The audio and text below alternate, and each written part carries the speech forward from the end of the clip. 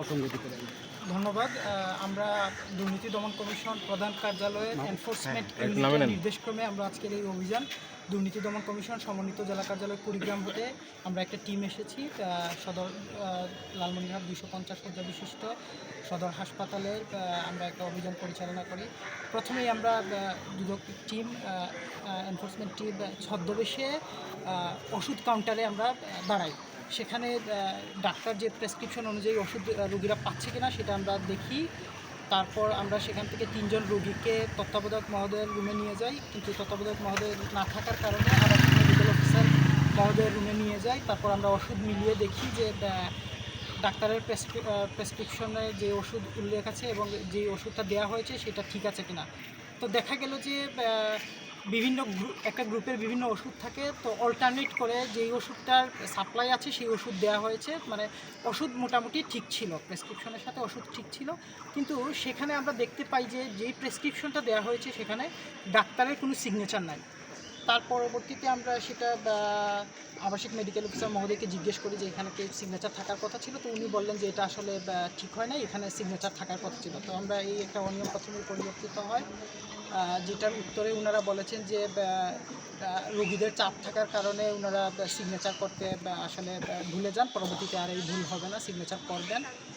তার পরবর্তীতে আমরা দেখি যে পরিষ্কার পরিচ্ছন্নতার বিষয়টা।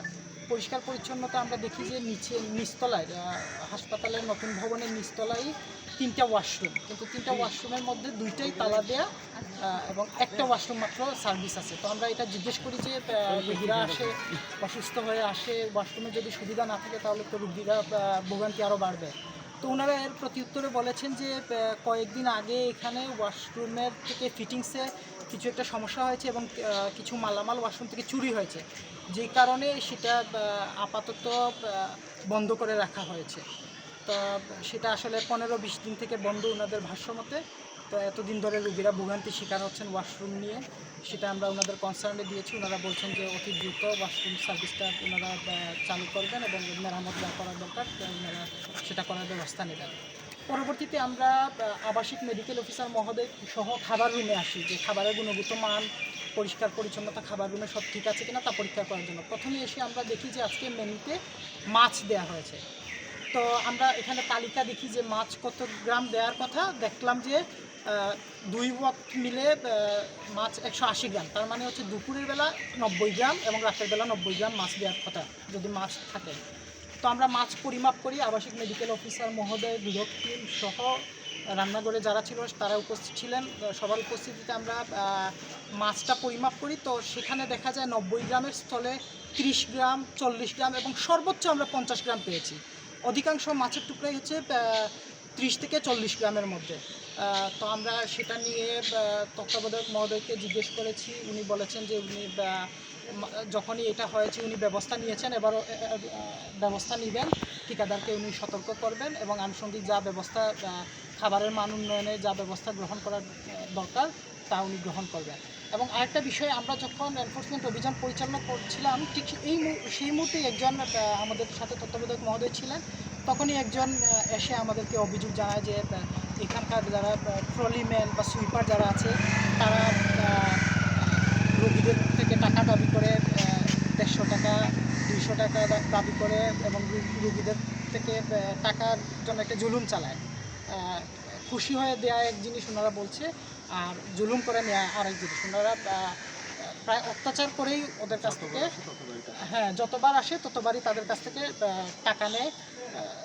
এই হচ্ছে অনিয়ম। তো তত্ত্বাবধায়ক মহোদয়কে আমরা এই বিষয়ে বলেছি যে যারা কর্মচারী আছে তারা এরকম যদি তারা করে তাহলে সেটা কী প্রতিকার সেটা। তো উনি বলেছেন উনি ব্যবস্থা নেবেন এবং এই ব্যাপারে উনি ইতিমধ্যে বেশ কয়েকবার কর্মচারীদের সাথে মিটিং করেছেন এবং পরবর্তী আবার শীঘ্রই মিটিং করবেন এবং ব্যবস্থা নেবেন। আর আরেকটা বিষয়, আমরা যখন ওষুধ কাউন্টারে গিয়েছি আবাসিক মেডিকেল অফিসার মহোদয় সহ, তখন আমরা দেখতে পেলাম যে ওষুধের যে তালিকা, কি কি ওষুধ অ্যাভেলেবল আছে, যেটা বাইরে মানে উন্মুক্ত স্থানে রাখা উচিত ছিল, রোগীরা দেখবে সেটা।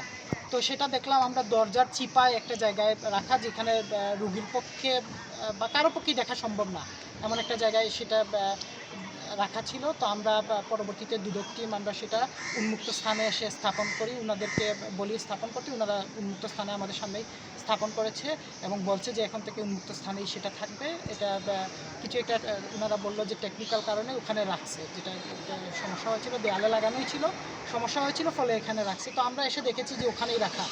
এখন অবশ্য আমাদের উপস্থিতিতে এটা ঠিক জায়গায় স্থাপন করা হয়েছে এবং ওখানে দুই একটা ওষুধ অ্যাভেলেবল চিহ্ন দেয়া, কিন্তু আসলে ওষুধগুলো ছিল না। তো আমরা বলছি যে ঠিকভাবে এটা তালিকাটা প্রস্তুত করে রাখার জন্য। এবং সামগ্রিক অভিযানের বিষয়ে আমরা তত্ত্বাবধায়ক মহোদয়ের কাছে বিভিন্ন ধরনের রেকর্ডপত্র চেয়েছি, উনি শীঘ্রই রেকর্ডপত্র দিবে। তো ওনাদের আমরা যে অভিযান করলাম সেই অভিযানের বিষয়ে রেকর্ডপত্রের আলোকে এবং আমরা যে আজকে যে খাবারের মাপযোগ করলাম বা বিভিন্ন জিনিস সচক্ষে দেখলাম, সব কিছুর আলোকে এবং ওনার কাছ থেকে সরবরাহিত রেকর্ডপত্রের আলোকে বিস্তারিত প্রতিবেদন আমরা দুর্নীতি দমন কমিশন প্রধান কার্যালয় বরাবর শীঘ্রই পেশ করব। ধন্যবাদ আপনাদের। আজকে আমরা দুর্নীতি দমন কমিশন কুড়িগ্রাম থেকে এনফোর্সমেন্ট টিম এসেছি এখানে। আমি মোহাম্মদ মিজানুর রহমান চৌধুরী, উপসহকারী পরিচালক, আমি টিম লিডার হিসেবে আছি এবং আমার সাথে টিম সদস্য হিসেবে মোহাম্মদ মুস্তাফিজুর রহমান, উপসহকারী পরিচালক আছেন। ধন্যবাদ।